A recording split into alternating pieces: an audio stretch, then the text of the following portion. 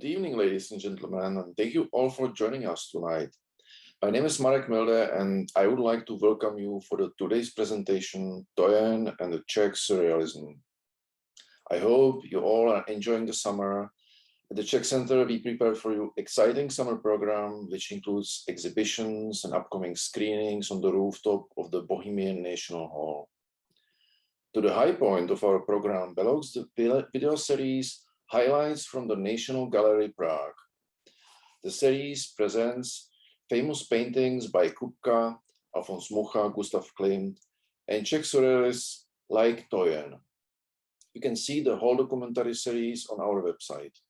Today, we posted episode 10 about the remarkable and enigmatic artist Toyen, that also currently has a major exhibition at the National Gallery in Prague titled Toyen, the Dreaming Rebel. For the exhibition, many works has been gathered from around the world, and the show has been a great success, and that's why it has been extended till the August 22. So this is a great opportunity for those who are close to still get a chance to see it.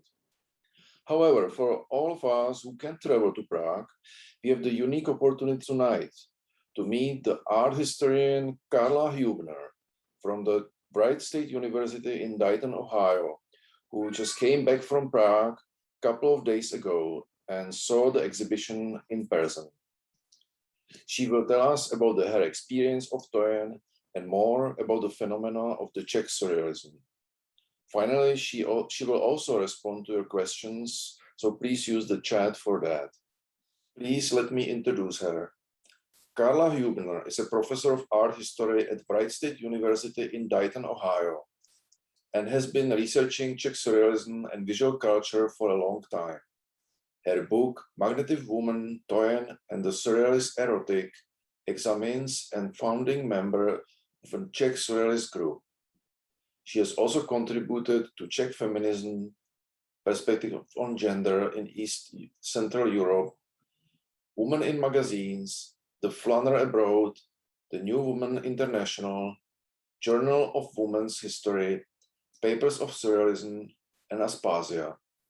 She is the president of the Czechoslovak Studies Association and was on the board of historians of German, Scandinavian, and Central European art. Her novel, In Search of the Magic Theatre, will be published in 2022. I am very pleased she's with us tonight. Dr. Huebner, please welcome.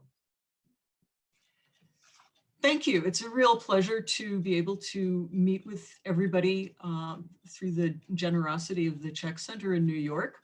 I'm also really excited that I was actually able to go to Prague this summer to see the exhibition, something I had been waiting for ever since I first heard that it was going to happen from one of the curators, Anna Pravdová. And of course, with the pandemic, I spent most of the summer worrying that I would not be able to go and that maybe, something terrible would happen in terms of access to the exhibition. So fortunately, I was able to go and get a good look at this wonderful exhibition of this fascinating artist that some of you are familiar with and who is new to some of the rest of you, I'm sure. And so introduce Toyen for those of you that are not really familiar with Toyen and Czech Surrealism.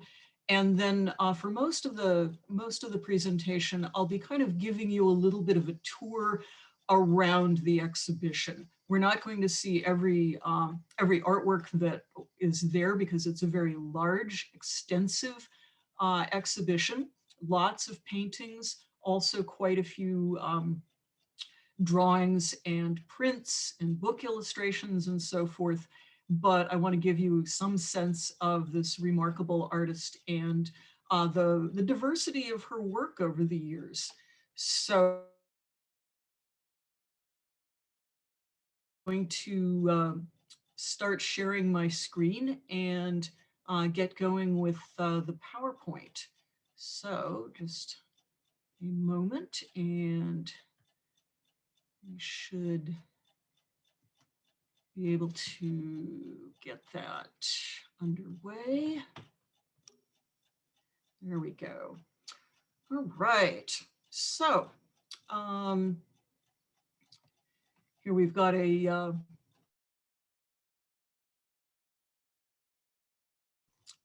portrait of Toyen by another surrealist, the American surrealist Man Ray, and one of her well-known paintings over on the left. So to give just a little background about the artist, she was born Maria Czerminova in 1902 in the Prague suburb of Smíchov. Today, Smíchov is part of Prague. Back then, it was a suburb. She studied at Umprum, which is kind of the design school, but also focused on fine art, and a lot of really important Czech artists of the first half of the 20th century attended Umprum. And the person that we're seeing her seated next to here from a photo of around 1931 is her first artistic partner, Jindřich Štýrský. And curiously enough, the two of them met not in Prague, which was where they both lived, but when they were both vacationing in Yugoslavia and the island of Korčula. And they immediately felt a strong kinship in terms of their artistic interests, their ideas about life, and so forth. And so in 1923, the two of them joined the 1920s avant-garde group Devětsil, which was the major avant-garde group in Czechoslovakia during the 1920s. It was very interdisciplinary, founded in 1920 by Karl Taiga, Vladislav Vančura, and others. It had members that were involved in literature, journalism, theater, the fine arts, design, architecture, music, and it was basically active up until about 1931. And for those of you that are not familiar with the Czech language, its name comes from a plant, but is a composite of the words that mean nine or devět, and sil, which means strength or force. So it's kind of nine forces. We don't really know why they chose this name, but it's kind of a neat name. So Toyen and Štýrský in their early career were experimenting with cubism and a variety of different, things that were sort of new at that time, but that, they would kind of go beyond and explore beyond. In the second half of the 1920s, they went and lived in Paris for 3 years. And while they were there, they developed their own little two-person art movement called artificialism. And we'll see some work from their artificialist period in the presentation. And you can see one of those works, Toyen's sea anemones, behind them in this photograph. And we're going to see a few more images before we start looking at Toyen's artwork. These are a couple of caricatures of the two artists by one of the major caricaturists and writers in Prague at that time, Otto Hofmeister. And you can see over on the left how Toyen is shown as kind of gender ambiguous. And this is one of the kind of interesting things about Toyen, someone who was, assigned feminine at birth, and who nonetheless in Czech spoke in the masculine, kind of went back and forth between wearing more feminine and more masculine clothing while living in Prague. Later on, really moved away from wearing dresses and so forth. But so a certain amount of gender ambiguity. And Hofmeister captures that rather nicely in a variety of ways in this caricature. And while also catching Štýrský's tendency toward melancholy over on the right. And then while they were artificialists, they were not yet surrealists. They were still members of the Devětsil group, but they had this, particular little style of painting, which I think you'll find quite interesting. And gradually, some of the members of the Devětsil group were becoming more and more interested in surrealism in the late 1920s and early 1930s. And so in 1932, there was an important exhibition at the Manes in Prague, major exhibition space, that emphasized some of the French surrealists, and also some of the Czech avant-gardists, such as Toyen and Scarecrow. And this was a really important exhibition because it helped familiarize the Czech public with surrealist art and kind of paved the way for surrealism to become very important in 1930s Czech and Slovak art. So by 1934, some of the members of the former Devětsil group, such as the poet Nezval, whose photograph we're seeing down at the bottom, were interested in working with the surrealists and forming a surrealist group. And so in 1934, this group was founded. Toyen and Scarecrow and Nezval were three of the founding members. Karl Huebner joined very soon after that. There were several other members as well. The theater director Jindřich Honzel, the composer Jaroslav Ježek, poet Konstantin Bíbl, variety of other people. So it's a fairly diverse group of creative and intellectual figures in this Prague Surrealist group. And Toyen and Scarecrow were the major artists in the group. And here we've got just another photograph of members of the group, Scarecrow, Nezval, and Toyen. I'm just going to show a few more photographs and then we'll launch into the artwork. And then after World War II, during World War II, of course, Czechoslovakia was occupied by the Nazis. Scarecrow died. It's not clear whether of pneumonia or heart disease. Both have been suggested.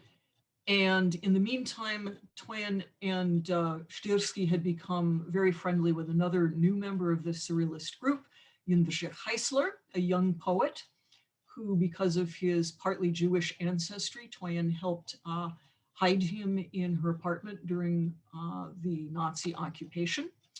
And after the war, she and Heisler moved to Paris in 1947. So this is right around the time that they moved permanently to Paris.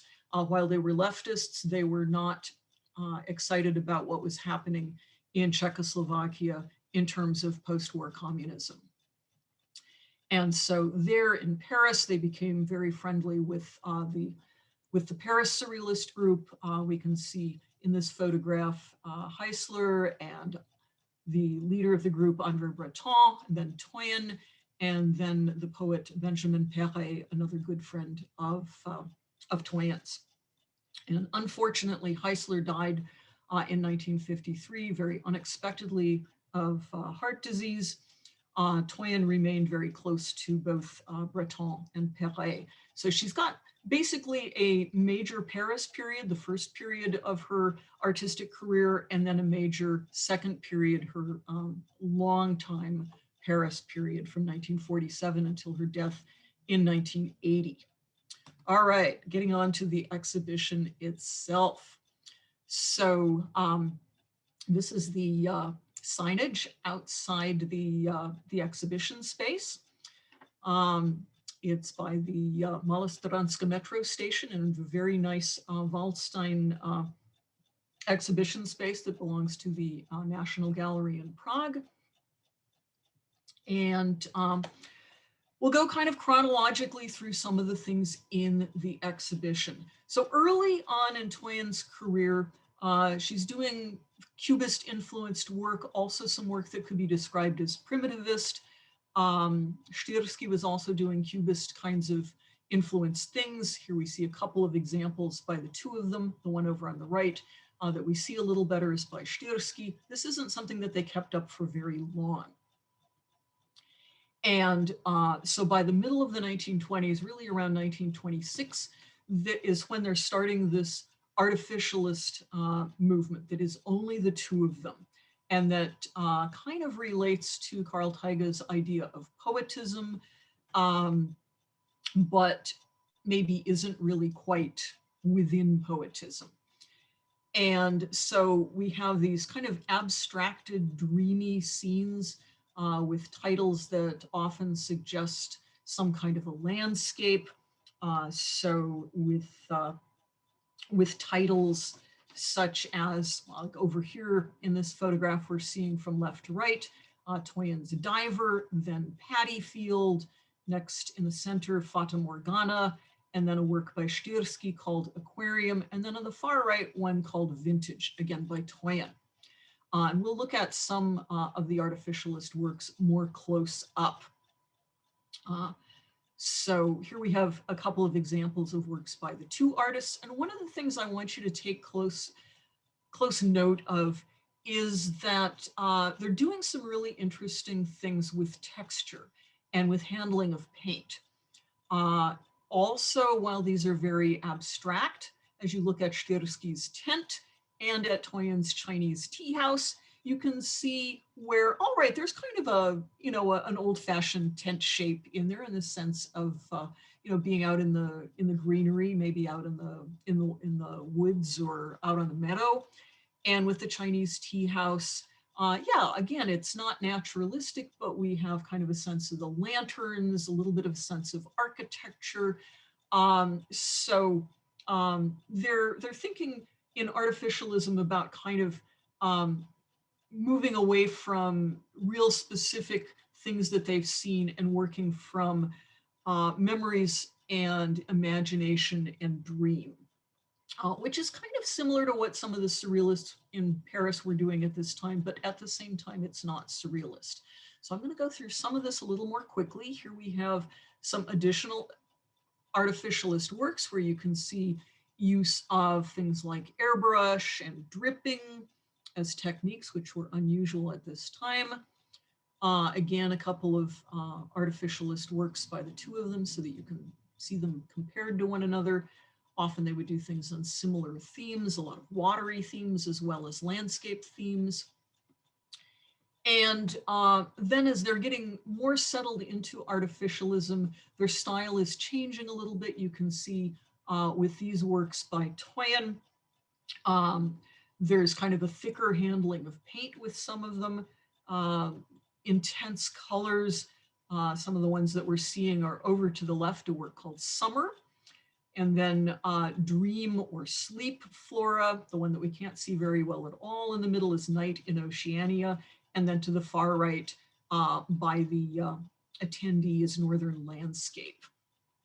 And over here, we've got sea anemones, the one that we saw in the photograph before in black and white.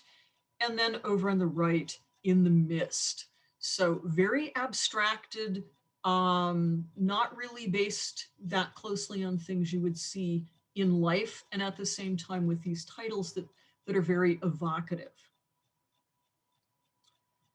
So then with the move towards surrealism, so they're becoming surrealists in 1934, the French surrealists are very interested in, well, what are these Czech surrealists doing? We have to go meet them and see, what's going on in Prague. And so André Breton and his wife, the painter Jacqueline Lambat, and the poet Paul Eluard, who were accompanied by the Czech expatriate painter Josef Šíma, came to Prague in March of 1935 and stayed a couple of weeks, lodging at Hotel Paříž, which if you've been in Prague, you may be familiar with. Very amazing luxury Art Nouveau hotel. And during the visit, Breton gave some lectures in Prague, also in the city of Brno, and the Czech Surrealists basically toured them around the Czech lands. I don't think that they went into Slovakia, but definitely both Bohemia and Moravia. And the friendship between the two groups was really cemented. The French Surrealists were incredibly impressed. Paul Eluard wrote back, the activity of the Surrealists here has been enormous. We're much more famous here than in France. Whether that was actually true, I'm not so sure, but certainly a lot of people turned out to hear the French Surrealists speak. And both Toyen and Styrsky by this time were pretty well-known artists within the Czech avant-garde. So then Toyen and Styrsky and Nezval returned the visit, going to Paris in June of 1935. Nezval was being a delegate to the International Congress of Writers for the Defense of Culture, which was kind of a leftist writers conference. There was actually a lot of political debate there. Both Breton and Nesval were supposed to speak, and then there were some difficulties with the Soviets. I'm not going to go into that whole story, but it's quite an interesting one. It's just, I want to be able to show you more art. So there were some difficulties, but the friendship between the two surrealist groups continued to be very strong. So in the exhibition, there's quite a bit of information in the form of wall texts. Here's an example of some of them. There's a lot of photographs with the wall text, many of which have not to my knowledge been shown or published before, but you can see them if you buy the exhibition catalog from the National Gallery in Prague. Others of them are fairly well known, on a lot of timeline information. And as they are moving into surrealism from artificialism, Toyen and Scarecrow's style is changing a little bit. So we're seeing here some very early surrealist works by Toyen. Over on the left, Larva #1, and over on the right, Pink Spectre or Pink Ghost, depending on how you translate it.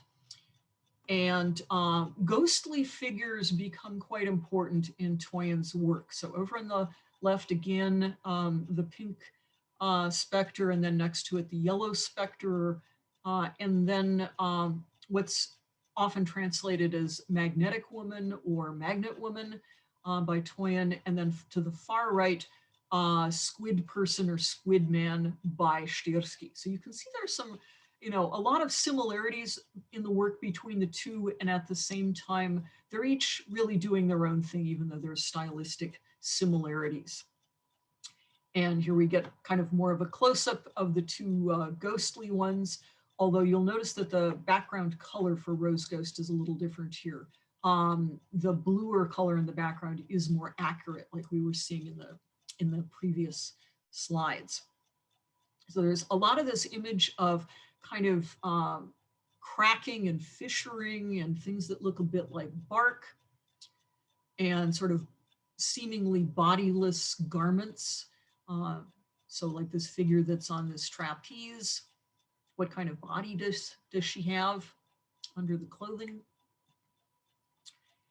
And again, these bodiless garments that are kind of moving in a ghostly way through space.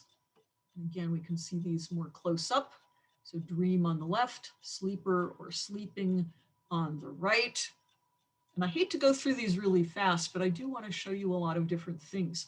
So there's an upstairs area and the exhibition in Prague that is devoted to Toyen's drawings, prints, and book illustration work. And then there's also a little room that emphasizes Toyen's erotic work. And that's something that she was quite well known for as well. She did a lot of erotic book illustrations, and also had, just done erotic sketches for her own personal interest. And that's something that she did throughout her life. We're not really going to look at those in this presentation, but that is something that she is known for.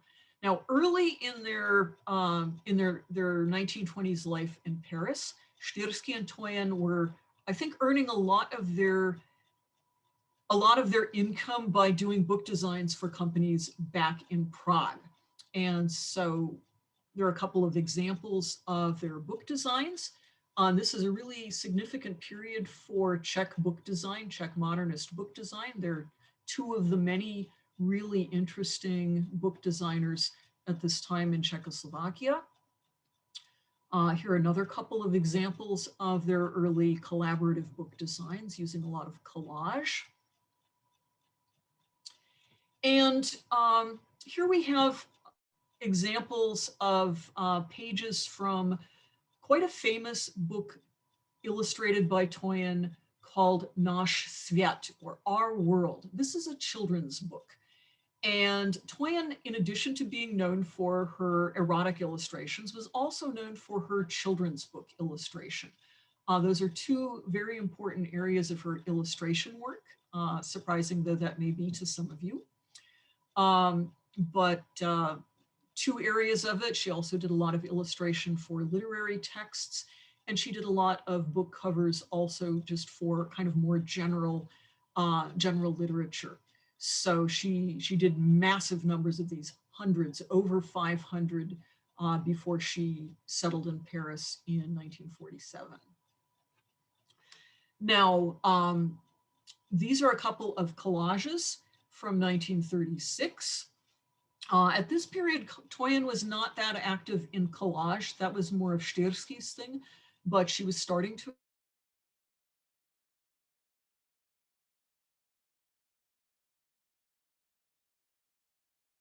explore it. These were done to the centenary celebrations for the Romantic poet Marek. So these are collages for a book they called Ani Labut, Ani Luna, or in other words, neither swan nor moon. And Toyen also was very active in printmaking, particularly as World War II approached. And during the Nazi occupation, she was not doing a lot of oil painting, although she did some. She was much more active in printmaking and drawing. These are a couple of examples from her series Shooting Range. So there's a lot of, again, imagery of cracking and things being broken up and bodies not fully being there. Also imagery of death, especially animal death. And while she was sheltering Heisler during the war, again, because he was of partly Jewish descent, they collaborated on several works. This is quite an unusual work that they did collaboratively. It's not like anything else really that the two of them did. They put together little dioramas and photographed them, and Heisler wrote poetry. And so these are a couple of the pages from this kind of samizdat style book. And also upstairs at the exhibition, we're jumping forward in time, a collaboration with one of the Paris Surrealists, although he was from Yugoslavia, Radovan Ivšić. She did some works with him in the 1960s. And also some things in collaboration with the French writer Annie Lebrun. Annie Lebrun and Radovan Ivšić were close friends of Toyen in Paris, younger surrealists. This particular set of collages is very kind of unusual in Toyen's work. It's stylistically rather different from other things that she did. And going back downstairs from that little upstairs area in the exhibition, we're still seeing some oil paintings that she was doing during wartime and the immediate post-war period. So these are some examples. We're seeing Sad Day at Chateau Lacoste and Potato Theater in this that belonged to the National Gallery in Prague. So if you're able to go there at some later time, you will probably see these on display. And these are also works that are from that kind of that immediate post-war period where Czechoslovakia is trying to recover from the Nazi occupation. There's what's known as the Odsune, the expulsion of the ethnic Germans from Czechoslovakia. There's a lot of anxiety, political uncertainty. So these are some works from that period. And at this time, Toyen is starting to incorporate a certain amount of collage into her oil paintings. You'll see the work over at the left, which is called Natural Law. It's from 1946.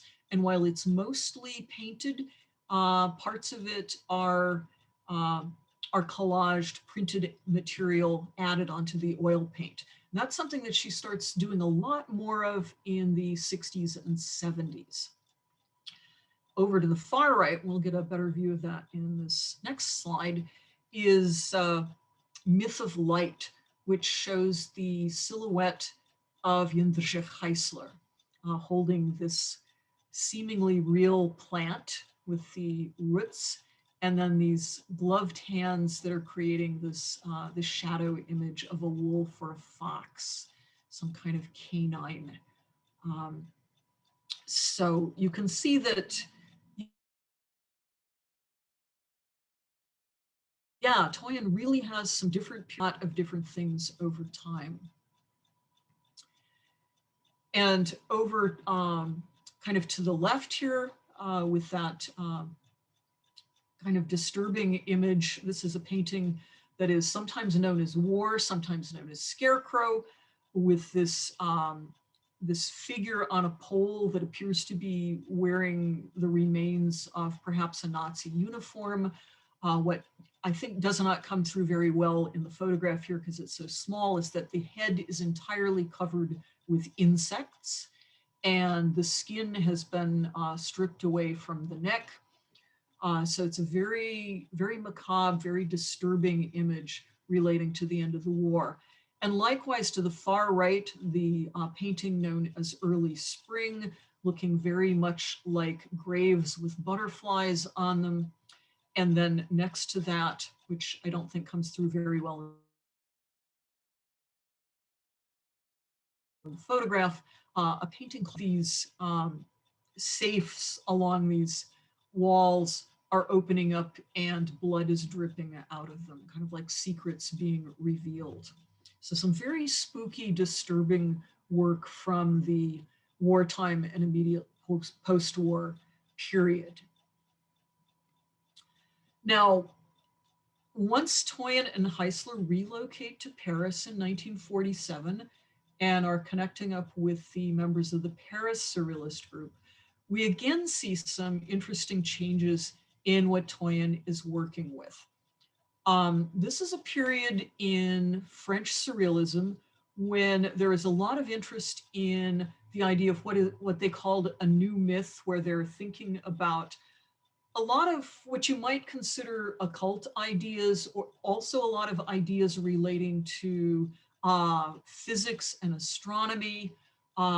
They're often thinking about ways in which ancient ideas like the idea of the four elements, water, fire, earth, air, might connect to more current scientific ideas. And so the work we're seeing in the center is called All the Elements, and it has imagery relating to those four classical elements. They're also, in the Paris Surrealist group, becoming very interested in Celtic mythology, Celtic stories, also, you know, imagery from long ago France, whether or not it was Celtic. And so the Surrealists are making visits to Brittany, the Celtic area of France. The work over on the far right that we're seeing is one of the works that Toyen did based on time that she spent on one of the Breton islands called Ile de Seine. She did at least a couple, maybe more than that, of paintings with the title Ile de Seine. And also did a lot of drawings and prints in this period in the 1950s. And another example of the wall text that's on view at the exhibition. So again, you know, lots of really interesting photographs of both Toyen by herself, Toyen with Surrealist friends, timeline material. And during the 1950s, Toyen is also going in a more abstract style again. This is a period when in the United States, you have the rise of abstract expressionism, but in Europe, you have a different abstract direction called Tachism or Tashism. And while that isn't something that she really, you know, takes on as her new style, there's definitely touches of that in what she's doing in the 1950s, that she's very interested in the paint surface, in kind of combinations of abstraction and kind of recognizable elements, such as that gloved hand that we're seeing entering in that painting over to the left. In the painting, footsteps are heard in the distance. Also things that kind of suggest, for instance, bodily parts like tongues. We're seeing some of those over to the right in the painting, You Touch Me in My Sleep, or they touch me in sleep.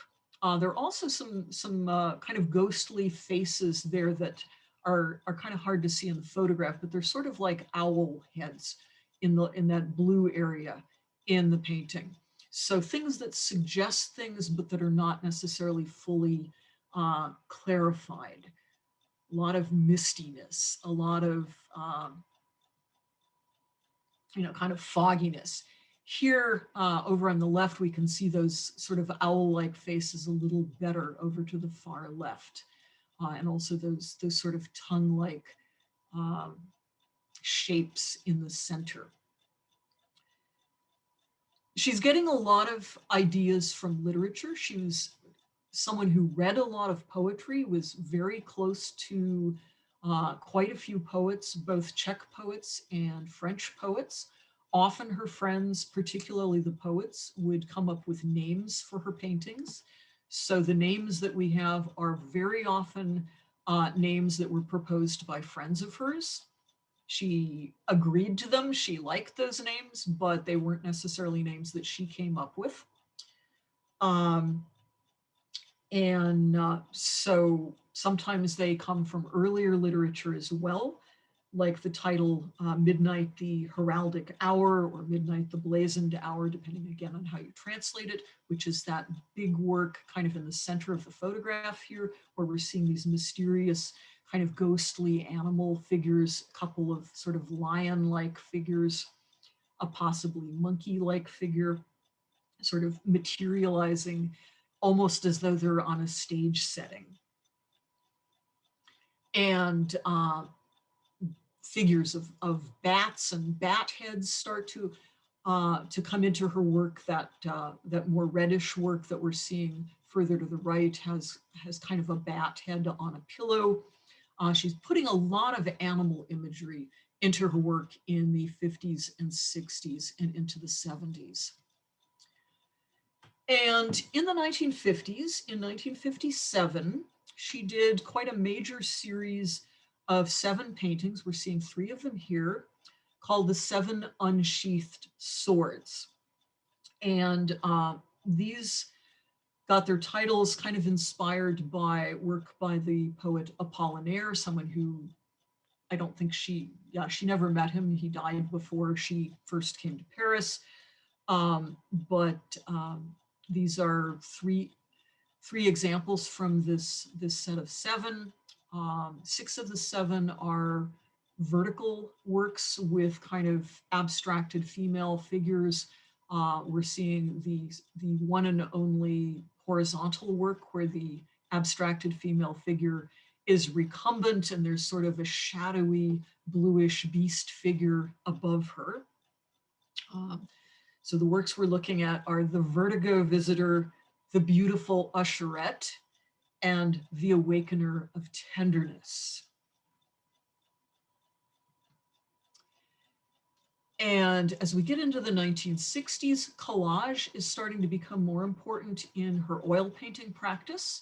So we are seeing a collaged piece of a photograph of Bernini's famous sculpture of Apollo and Daphne over to the left.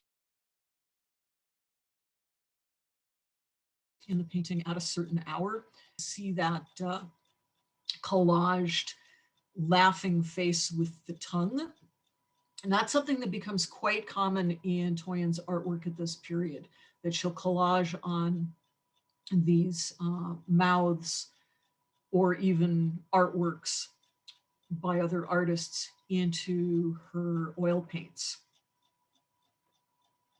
So we have a lot of really kind of mysterious looking eroticism things relating to male versus female or masculine versus feminine, or uncertainty about gender, but also uncertainty about species, whether figures are human or animal, or perhaps both, and whether sexuality may be alarming as well as pleasurable, because certainly in the Greek myth of Daphne, she's running away from Apollo. She does not want his attentions.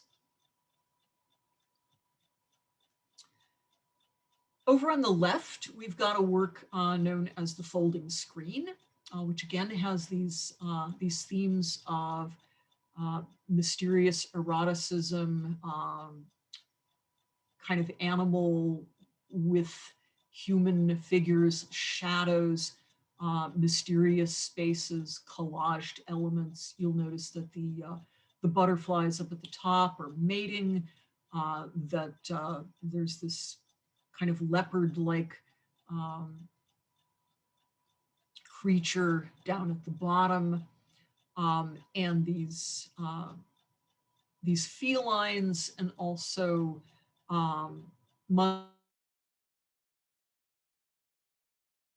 mustelids, or in other words, things like minks and weasels and ferrets start to show up a lot in the work as well. And then over to the far right, we'll get a better view of it here, is a work called Eclipse from 1968. And then to the right of this photograph, a set of masks that Toyen designed for her friend Radovan Ivšić's play Roi Gordogan, or in other words, King Gordogan. So, you know, again, she's working with collage to do some very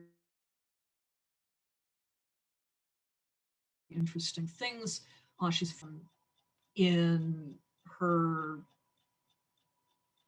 combinations of humans and animals, the sense of mystery.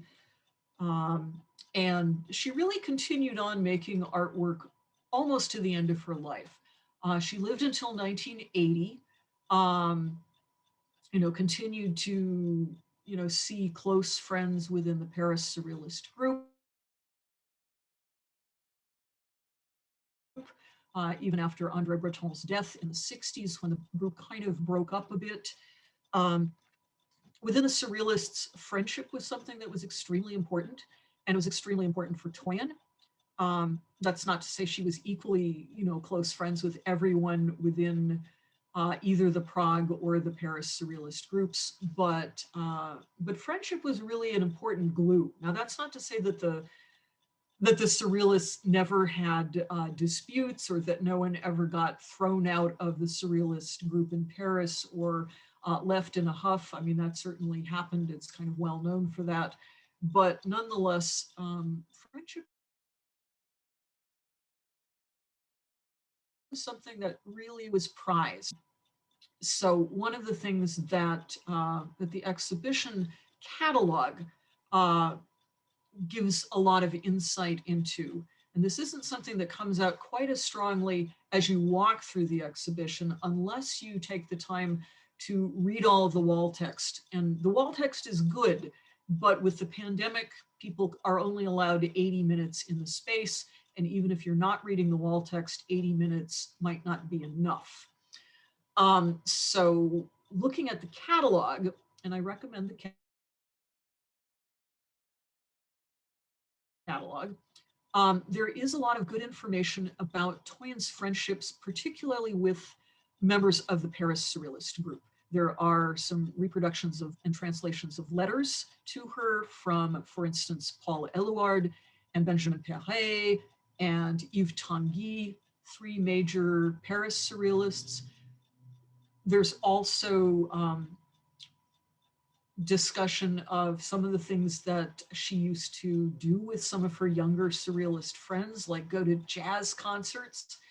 One of her younger friends has an essay where he's talking about how they would go to jazz concerts and blues, and they went to what sounded like one of I think it was, let's see, oh, now I'm blanking out on which jazz and blues legend it was. I think it was Billie Holiday, one of her last performances. So, this really interesting tie with jazz.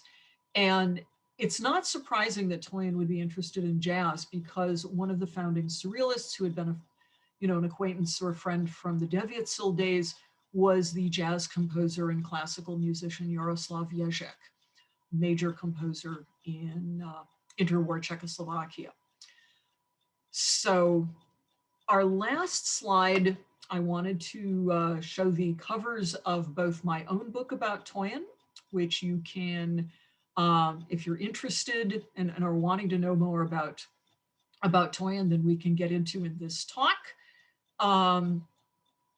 My book is available through Amazon or through bookshop.org, or you can order it through your local independent bookstore. And the exhibition catalog, The Dreaming Rebel, is available in both Czech and English editions. You would need to order that from the National Gallery in Prague. I don't think that it is yet available through Amazon or other sources. I could be wrong on that, but that, I think your best bet if you want to get that is going to be to buy it through the National Gallery. And I think the two books go very well together, because we look at quite different things in a lot of ways about Toyen's life. In my book, I really try to situate Toyen in her Czech context, particularly for people who are not as familiar with interwar Czech culture, the Czech avant-garde and so forth, although I think people that are from the Czech Republic will also find it enlightening. But I really wanted to situate Toyen for English-speaking audiences in a culture that is not that well known to English speakers. And The Dreaming Rebel does have a certain amount about Toyen's life in Prague, but I think gives a lot more information about her later career in Paris. So I think they're both good resources for people that want to know more about Toyen and her life and work. All right, I'm going to stop sharing the screen, and we can start taking questions. And let's see, and I'm going to look to see what is on the chat screen. Yeah, thank you very much, Dr. Huebner. That was very interesting. And we will take some questions from the audience. We got many in the chat, but before we start, I will be very curious to ask myself. So I've been many times in Prague, so you have the experience of this city, and you're very familiar deeply with Toyen's work, who lived between Prague and also lived in Paris most of her productive life. My question would be, because she has been very much Czech Surrealist, but also French Surrealist. Is there anything specific you see in her works which would be typically Prague, or is there any like a spirit of Prague in the work, something which maybe the French don't have? Or did you meet a surrealist spirit once you visited Prague? I think there is definitely a surrealist spirit in Prague, and certainly there continues to be a Czechoslovak surrealist group that, for obvious reasons, doesn't have any of the same members as when Toyen was a founding member, but that certainly surrealism, I think, is still very much a part of Prague and a part of both the Czech Republic and Slovakia. In terms of whether there is something specifically Czech or specifically Prague in Toyen's work, I think there is, but I think it especially comes out in some of the work that she did after she moved to Paris in 1947 and was, I think, feeling a little more homesick. There are some works which I didn't show in the in the photographs because my photographs of them didn't turn out as well. There are several works where she used imagery from some of the Prague house signs in her paintings. So there's the black sun and the blue face and the golden tree. So those are definitely about Prague. I think in terms of a Czech spirit, I think it's a little more nebulous, but I would say that, you know, her work while she was living in Prague was different than when she was living in Paris. And to what extent that is just because, you know, she went through different periods in her life and, you know, would have changed anyway. That's a little hard to say. The Devětsil group and also the Prague Surrealist group were very interested in what was going on, not just in Czechoslovakia, but in many other countries. So they had very cosmopolitan interests. But, you know, of course, she's from Prague. So I think it's a yes and a no answer, but right. Yeah, it's ambiguous how, like many things in her life. And yes. Yes, Toyen is a very ambiguous figure. Yeah, that's what makes it All right. interesting too. Yeah. Now it looks like there are quite a few questions, so I'm going to see what kinds of things there are. There's a question about this is quick, corner column of lamp-like construction in the view of the gallery. Yeah, that's just part of the gallery. It's, I think it's always there. And let's see, are there any works by Toyen in the United States? There are, but not that many. I think most of what has come to the United States is in the form of copies of books that she illustrated or designed. There are some drawings and prints. I think most of those are in private hands, but the Art Institute in Chicago does own I believe it's a drawing rather than a print. So there are some things in the United States, but again, most of it is in private hands. And then there's the question, how is Toyen received here in the United States? Well, I think Toyen is received well in the United States, but I think what we would say is that Toyen is not so well known in the United States. Obviously, people that are of Czech descent are more likely to know of Toyen, or people that are involved in study of surrealism or art history. And Toyen is getting more, you know, better known in the United States, but it's mainly that Toyen is not so well known. But people are, as people discover her, for instance, you know, some of my students, you know, once they learn about Toyen, they find Toyen and Czech Surrealism quite interesting. And let's see. Good question about choice of pronouns for referring to Toyen. The questioner is asking that the artist's gender presentation seems non-binary. Would they, them pronouns also work, or would that be too ahistorical? That is an excellent question. And I think that if Toyen were alive today, I think there is no question that Toyen would be using they, them. At the same time, I think it's a little ahistorical to, I mean, like, I don't have a problem with people using they, them for Toyen. What I can say is that in Czech, Toyen used the masculine rather than the feminine. We don't know whether that was something from Toyen's childhood, or if that was something that Toyen really consciously, intentionally did. But I have not heard that Toyen used the masculine in French. Now, it's not as noticeable to use the masculine versus the feminine in French, whereas in Czech, it's really obvious. But all of Toyen's friends used the feminine in referring to Toyen, and Toyen does not seem to have pushed back on that. And so that's why you'll see, I think, most art historians using the feminine. But yeah, I think we could say Toyen, I think a non-binary gender identity, I think that is quite accurate, that Toyen is certainly presenting that way, and that it's a different period, but I think if Toyen were alive today, Toyen would would probably be going by they, them. So great question. And it's something that a lot of people, I think, especially in the trans community, are discussing. Let's see, question of, was she able to support herself by painting during the Nazi era? No.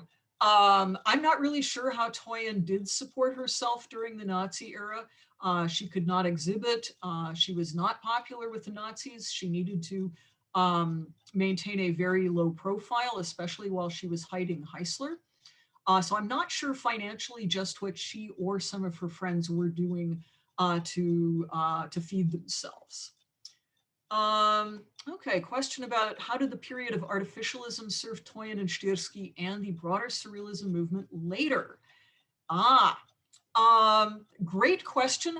I think that's something probably too complicated to try and address when we don't have too much time left here. I will be giving a talk on Sunday for the San Francisco Public Library, and that might be a better place for me to try and address that. I think certainly with artificialism, Toyen and Styrsky were doing things that had a lot in common with surrealism, but they were also at that period claiming that they were definitely not surrealists. And that's something I do talk about in a little more depth in my book. So I probably should go on to some other questions. Okay, was Styrsky her lover? What do we know about Toyen's sexuality? Toyen's sexuality is kind of mysterious. We know that Toyen was a very sexual person. Toyen did announce that she and Styrsky were not lovers. Toyen did indicate to her friends that she was attracted to women. We do not know, or at least I am not aware of any documentary evidence. Some may surface at some point, but at this point, we don't actually know whether Toyen ever had sex with another human being. We know that Toyen went to porn films. We know that Toyen did a lot of erotic illustration. Toyen was very interested in sex, but different people express their sexuality in different ways. And Toyen was reticent in some ways about her sexuality, even though not making any secret about being very interested in sexuality. What drew my interest in Toyen? And we're just about out of time here.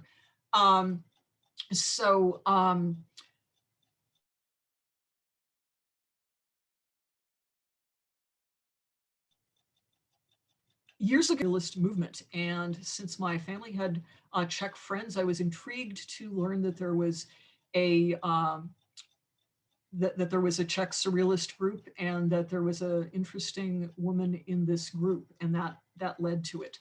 I think I'm afraid we're out of time. There are a couple of questions about exhibitions. I don't know exactly what's going to be in coming exhibitions.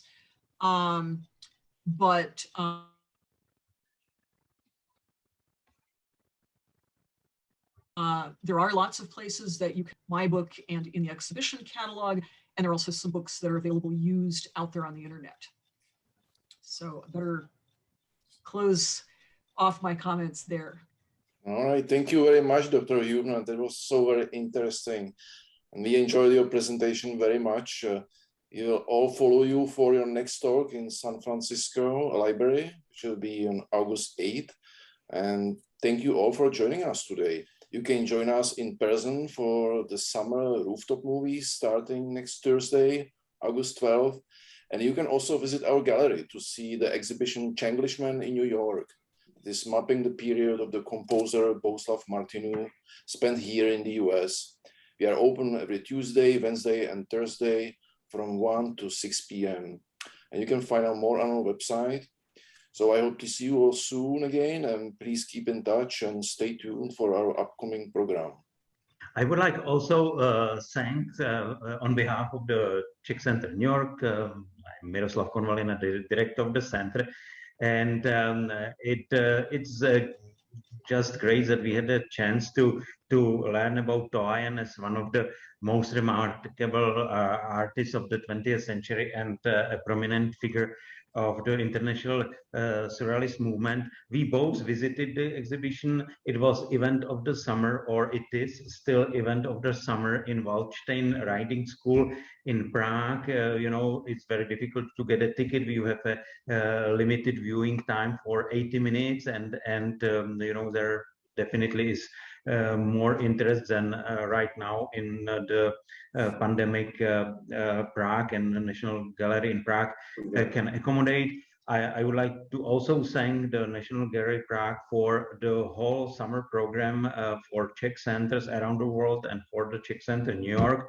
So as Marek said, you have chance to see more videos about the collections, not only from the Czech artists, but there are remarkable collections of the European and world art.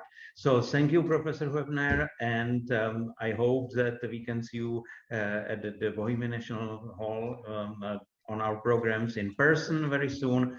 We are just starting, as Marek said, our fall season with movie screenings on the roof, and if you are interested in art, there will be an exhibition of Petr Sis very soon in September, opening at the Gallery of the Czech Center New York. So thank you very much.